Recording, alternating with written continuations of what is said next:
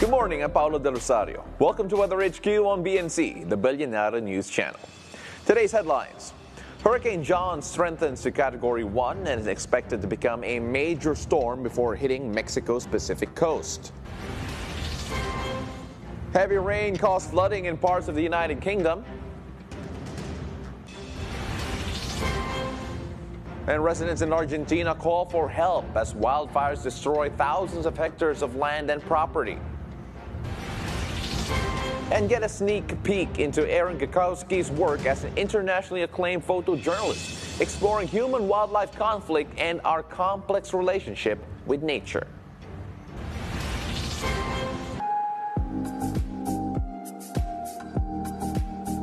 A look now at the local weather. It's going to be fair weather as the southwest monsoon weakens and the easterlies continue to affect the country, particularly in southern Luzon, Visayas, and Mindanao. As you can see here, the easterlies coming in from the east, quite obviously, as the name suggests. Partly cloudy skies, the cloudy skies with isolated rain showers or thunderstorms are expected to prevail over the Bicol region, eastern Visayas, Caraga, and the Davao region. While in Metro Manila and the rest of the country, expect partly cloudy skies and with chances of localized thunderstorms. Now, the easterlies bring warm and humid air from the Pacific Ocean. Now, with this weather system, you can expect warmer temperatures. So if you're spending time outdoors, please remember, always bring your fan, your canteen, and always hydrate.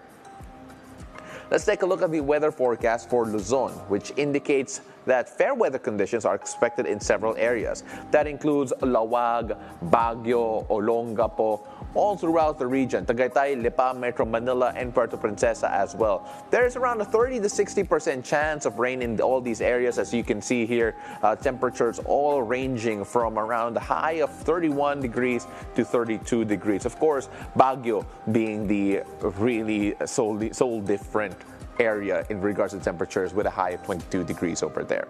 Now in the eastern part of Luzon, particularly in Tuguegarao and Legazpi, warm and humid weather conditions are expected due to the easterlies.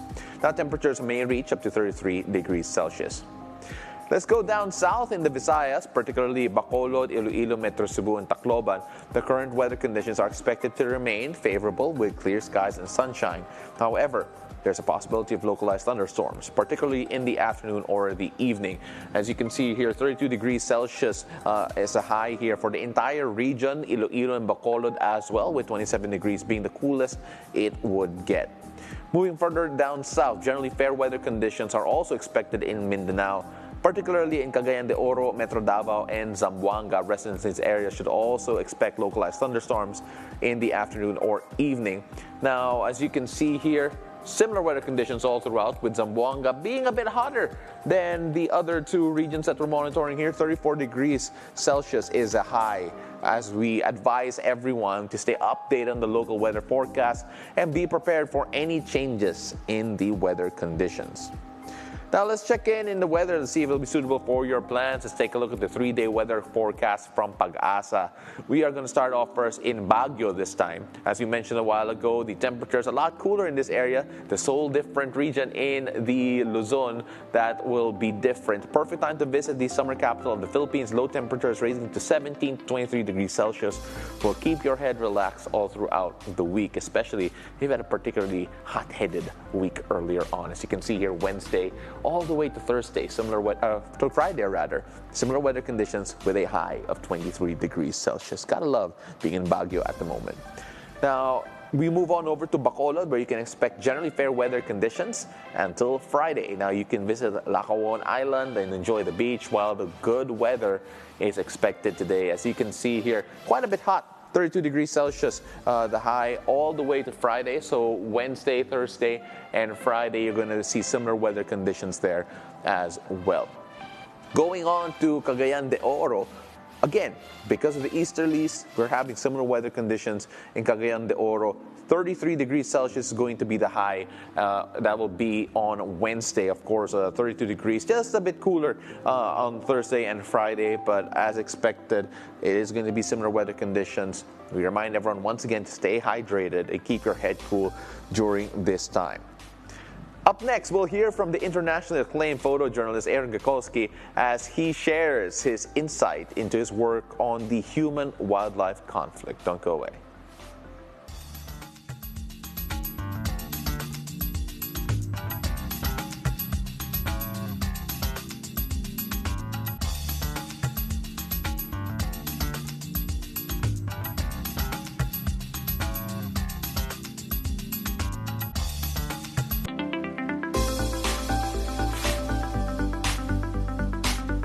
Welcome to Pathways to Success, a program that supports micro, small, and medium enterprises. I'm Mai Rodriguez.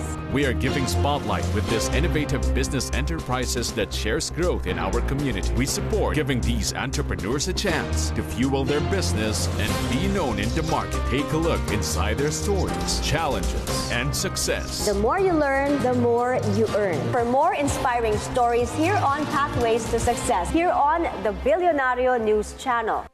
Your newest source of news and information. That's it? Follows you everywhere, every day. Guys, wow. Oh, man. On cable and free TV. Online. He joins us from the Batasang Pamansari. On mobile. Simulan na natin ang agenda. This is BNC, and we are everywhere.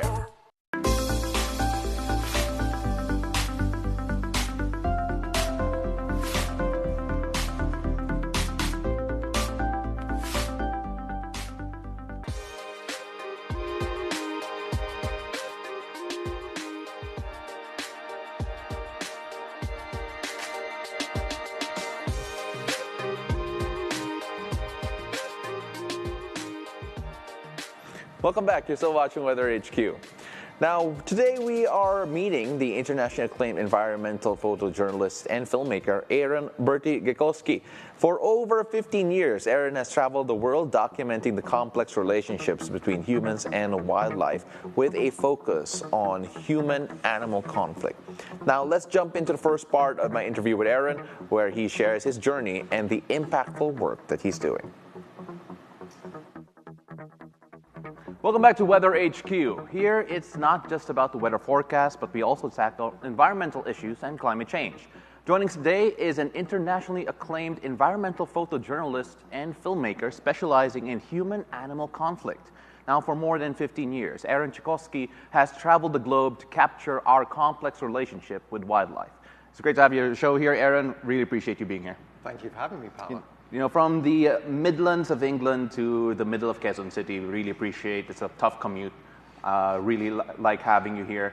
First and foremost, your work that you do, it's a bit different compared to other nature photographers, wildlife photography, in the sense that some would rather feature the beauty of things. But you specialize in something a bit different. Human-animal conflict, the relationships all there. What drove you to that, first and foremost? I was always fascinated by wildlife documentaries growing up, and David Attenborough was my hero, as he is with many people in the UK. So we all grew up watching his nature documentaries. And then when I was in my late 20s, I decided that I'd had enough of corporate life, and I was going to ditch it all, and I was going to run off to the wilds of Africa and be a wildlife filmmaker. So I went to wildlife filmmaking school in South Africa. And then the goal was really to go out there and to broadcast the beauty of the natural world and to share it with as many people as possible. However, when I started to explore a bit more, I saw that things weren't always as they seemed on those David Attenborough documentaries. And everywhere you turn, animals are being hammered. There are so many issues facing wildlife today that we are in the midst of a sixth mass extinction event. And to me, these stories were much more interesting. As soon as I finished my wildlife filmmaking course, I went to Mozambique. And the goal was to start diving as much as possible, to learn about underwater videography, and to perhaps make documentaries about sharks. And then I met two men who were making a documentary about shark finning. And this was something that I knew nothing about. But as I'm sure you're probably aware, up to 100 million sharks are killed every single year simply for their fins to make shark fin soup.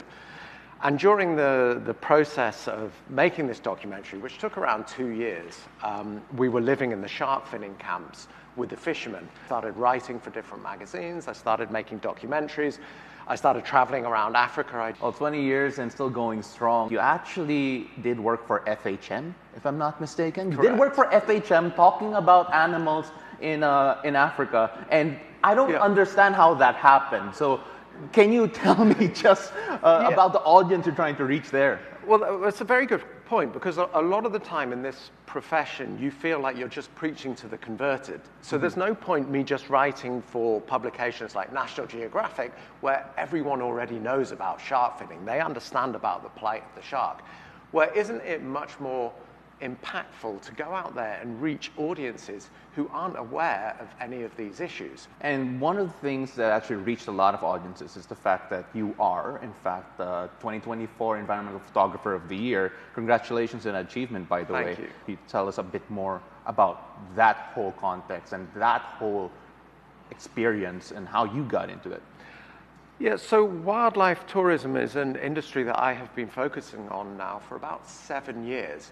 And it was actually when I first moved to Southeast Asia, and everywhere I was looking and traveling, I was seeing all of these zoos where the treatment of animals was pretty horrific. So wildlife tourism is such an interesting industry because, as you say, there are so many people. I'm sure everyone here now has been to a zoo at some point. They've been to an aquarium, they've been scuba diving. And what they don't realize a lot of the time is the impact that some of their decisions are making on these animals. So a lot of these animals, they might have been captured from the wild with their parents killed in the process. They are then smuggled illegally to zoos around the world where they might be mistreated. They're kept in cages that aren't big enough for them. They aren't given veterinary care. They aren't fed the right food. Others, like the image that you were talking about in Environmental Photographer of the Year, this focused on a place called Safari World in Thailand, where animals are forced into these boxing performances every single day. And this particular image was of an orangutan called Ning Nong. She's a 26-year-old female, and she has spent her entire life at Safari World. She's not there because she wants to be doing this. She's there because she is made to be. So I'm hoping through competitions like Environmental Photographer of the Year that people learn a lot more about these issues and ultimately don't visit places that abuse animals for profit. Yeah, you know, the emotion that you put onto it, I think a lot of people might be taken aback by the fact that you're talking to them, talking about them, not as if they're animals, but as someone rather, with emotions, feelings, experiences. And that's actually a term that I've heard you use in the past, animal sentience. How would you explain that to someone who's skeptical about that particular term?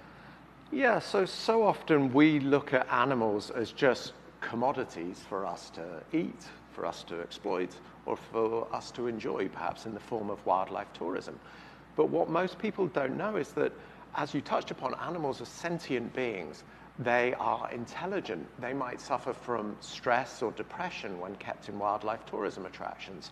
And when you go in, when you see orangutans, and you see that there's almost nothing left behind their eyes at some of these places. Their souls, their spirits have been completely broken to the point where they might just sit there. They might suffer from what's known as zoochosis, where animals just pace back and forth in zoos. If you've ever seen elephants which are swaying backwards and forwards, these are stress behaviors. This shows that the animals are not happy and that they are actually suffering from some kind of a mental breakdown.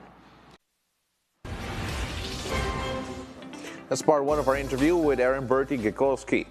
In the next part of our interview, we will take a look at the profound impact of climate change on wildlife through Bertie's lens and his recent documentary. Well, global weather is up next. Don't go away. You're still watching Weather HQ.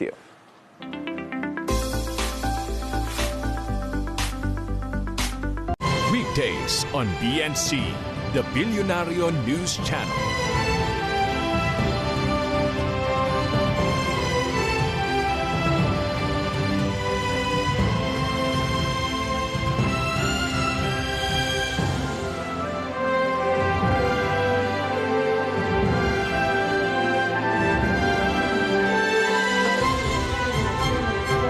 BNC, the Bilyonaryo News Channel. Always on top. The trailblazers, the disruptors, the titans of the industry. We should safeguard our tradition. We've got 53 sites in the Philippines, and each of those sites have been goaled to adopt a community. Know what drives them as we dig deeper into their stories. We're also bringing and helping medical tourism. The government has to support these local farmers. Industry Beacon on BNC, the Bilyonaryo News Channel.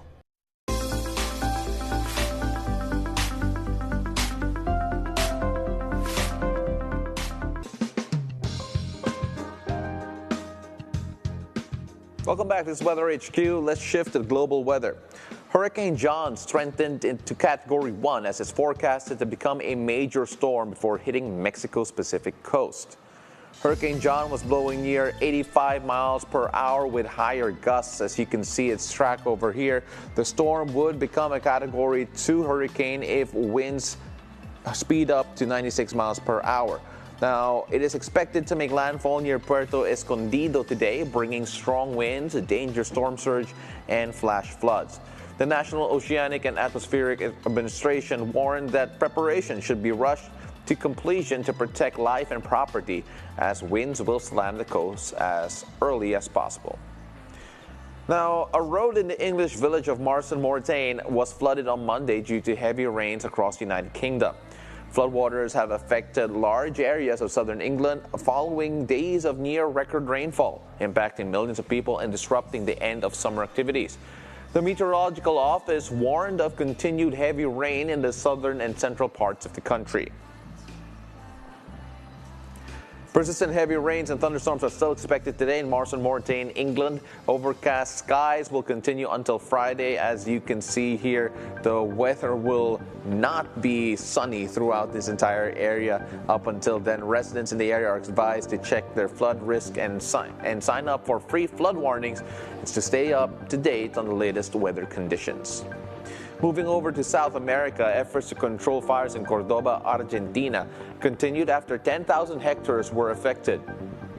Residents requested help from neighboring communities, including the hydrant plant planes, fire trucks, and canned food.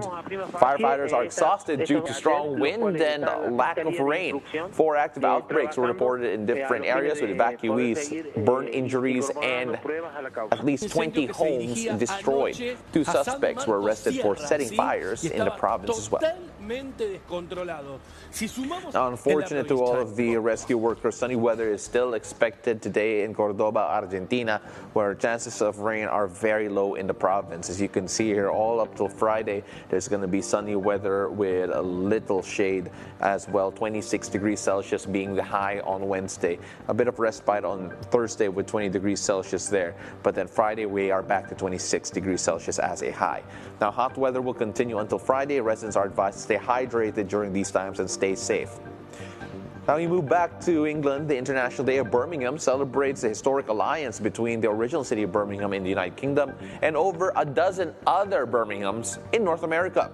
On this day, people from Birmingham worldwide will pause and recognize their collective Brumminess, or a dialect, with a chant of, "All right, Bob." That was terrible. A term of endearment meant for people you know quite well.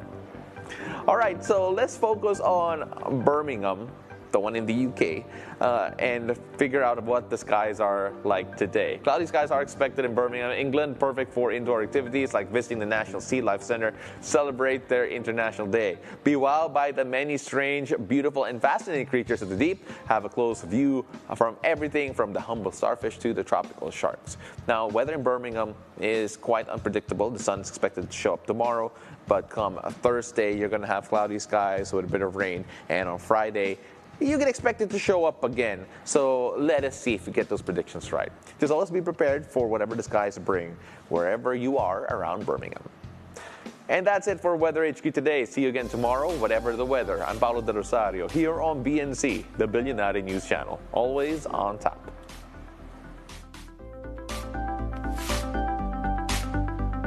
Right. Rise and shine, ladies and gentlemen. I'm Paolo del Rosario. Get ready because we prepared a lot of great content for you to make the day even better. And hello, I'm Moni Tuzon, bringing you a wave of positivity and a splash of happiness. I'm Ann Asis Carrillo. Let's dive into some serious fun, and more fun. Of course, we hope you found some inspiration. And good vibes. Every day is a beautiful day. On BNC, the Bilyonaryo News Channel. Good morning, Attorney Karen. Good morning, Attorney Karen. Hi, Karen. Hi, Miss Karen.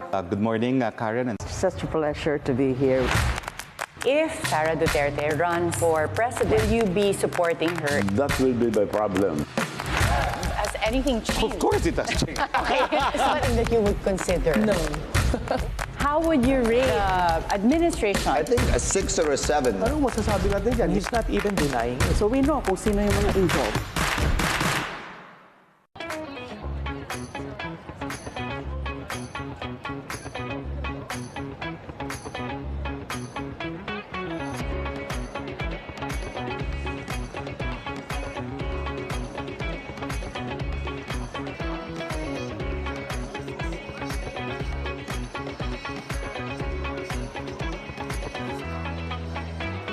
The breadth of anime and what it covers is so broad, from romance to action adventure to sci-fi to magical girl. There's something for everybody.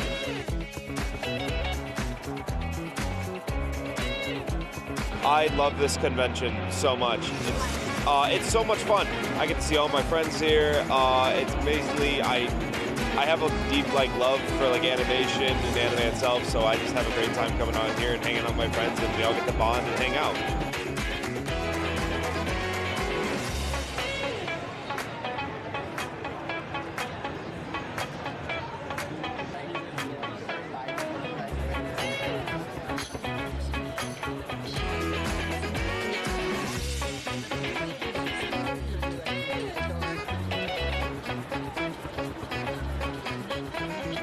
It's just a lot of vibrancy. You know, it's not even just anime. It's really anything an anime fan we think would like. So there's something here for everybody, and it's honestly just a big party, a big gathering, and everyone's just so excited to see each other.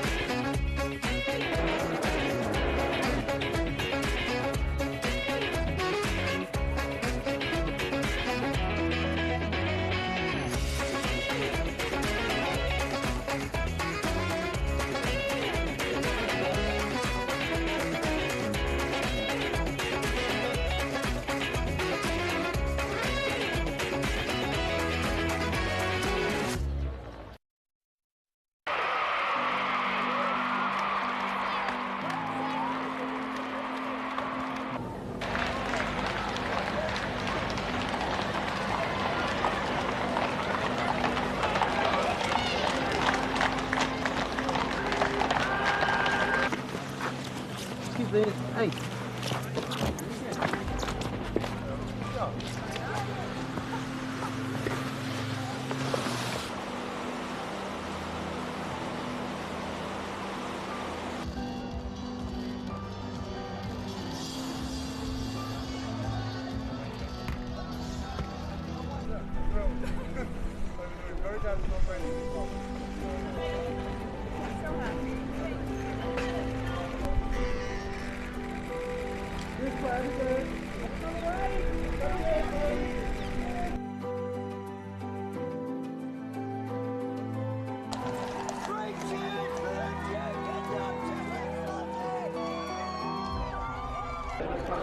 It's only been, what, 2.5 days, 3 days? Yeah. But we're just so thrilled to have our own little bundle of joy and be able to spend some precious times with him as he slowly starts to grow up.